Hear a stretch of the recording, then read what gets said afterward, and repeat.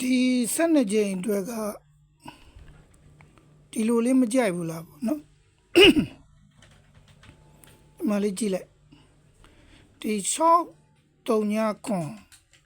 ဒီတရိကံပုံလေး3လုံးပေါင်းရင်3နှစ်ခက်5ဆိုတော့မ1နဲ့4နဲ့ပေါင်းတော့54ထိပ်ရဒီမှာဒီတရိကံပုံလေးပေါင်းရင်1နှစ်ခွန်နဲ့ဆိုတော့အဲ့တော့1နှစ်ခက်8ဆိုတော့ဒီမှာ2နဲ့6နဲ့ပေါင်း86ထိပ်ရ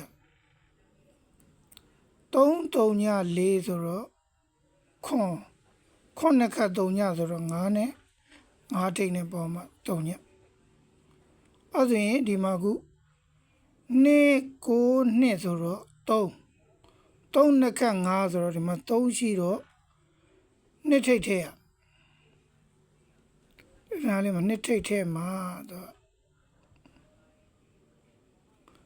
5ဖြစ်2ထိပ်ရပြီ2ထိပ်ရပြီဆိုရင်အပိတ်ကကြတော့သူကဒီလိုခွာ9နဲ့ခွာ1နဲ့ပေါင်းရင်အပေါ်က6ပရိတ်ရခွာ3ညနဲ့ခွာ1နဲ့ပေါင်းရင်အပေါ်က1ပရိတ်ရခွာ9နဲ့ခွာ8နဲ့ပေါင်းရင်အပေါ်က9ပရိတ်ရအဲ့ဒါခွာ9နဲ့ပေါင်းမှအပေါ်ကပရိတ်3ညရမှာအဲ့တော့ခွာ9ဆိုတော့ကျွန်တော်တို့က3နောက်ပိတ်လိုက်3နောက်ပိတ်လိုက်နေ့ထိပ်3ပိတ်ရတယ်အလဲတန်းကကျတော့ပိုးလွယ်တယ်ဒီလို1 8 1ဆိုရင်10နေ့8 3ညခါဆိုတယ်10နော်9 3ညဆိုတော့လေ10ပဲ3 4မှာ10အဲ့ဆိုရင်4ခါထည့်လိုက်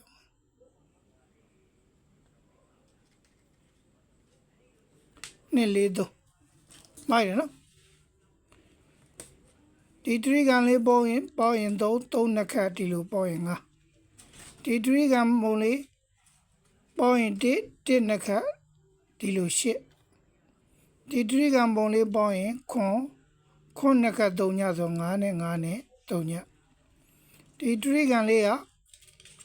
2 9 2က3နှစ်ခါ5ဆိုတော့3ထိပ်နဲ့2ထိပ်နဲ့မှ5မှာခါကြတော့1 8 1ဆိုရင်10 2 8 3ညဆိုလဲ10 5 3ညဆိုလဲ10 3 4ဆိုလဲ10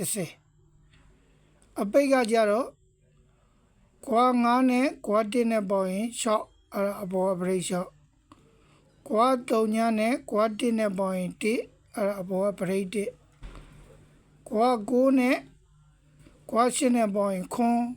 အဲ့အပေါ်ပရိတ်ခွန်